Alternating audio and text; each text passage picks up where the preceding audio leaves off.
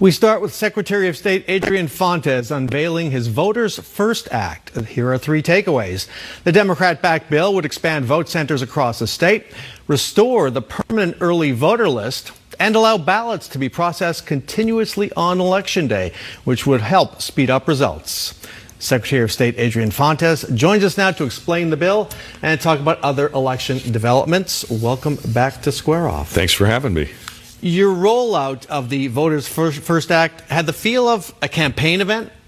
Yeah, we were campaigning for voters so that they can have better access, so we can have more secure elections, maybe in the process do things that other folks want too, like speed up some of our results, and really have a better shot at transparency and all the rest of what Arizonans really want in their elections. We're going in a positive direction, and that's why it looked like a campaign event. We're tired of just playing defense against bad Republican bills. Okay, well, let's talk about that, because can you cite one or two of the, I think, 10 bullet items in there that might have a chance of passing this legislature? Well, the thing that I think should have a chance of passing this legislature is the return of the permanent early vote list.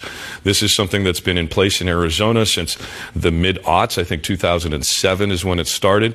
It's the most popular way for folks to vote. And we've even heard of voters thinking that they were kicked off the voter list because they didn't receive their ballot in the mail, because the permanent early vote list doesn't exist anymore. They've got to re-sign up. So this is really problematic when you look at it from a voter suppression perspective.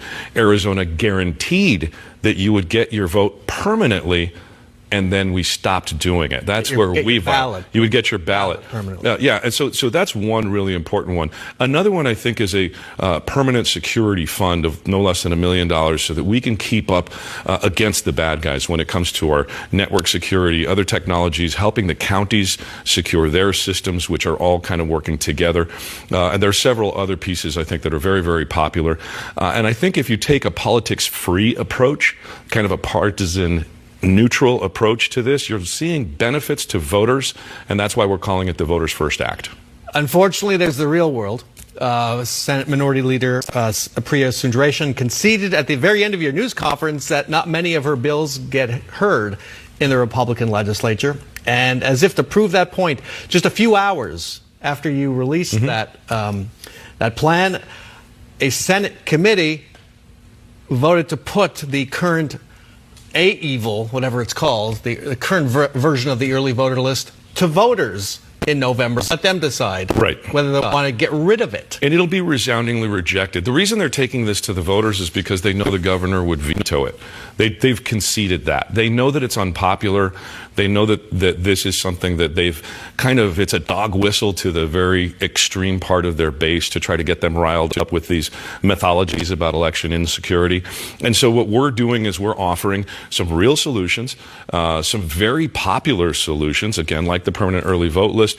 We're also offering to make sure that every voter gets those text and email notifications statewide. But the other thing, too, is we're adding funding for the counties to make that happen, so that every voter gets that text or email notification when their ballot's coming to them and when it gets received at the election department of their county. This is a real transparency thing that, a lot of election accountability folks want to see.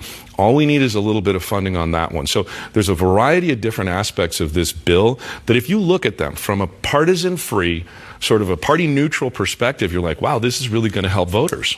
Do you think toward the end of the session, perhaps, when the deal-making gets done, some of these might sneak in there?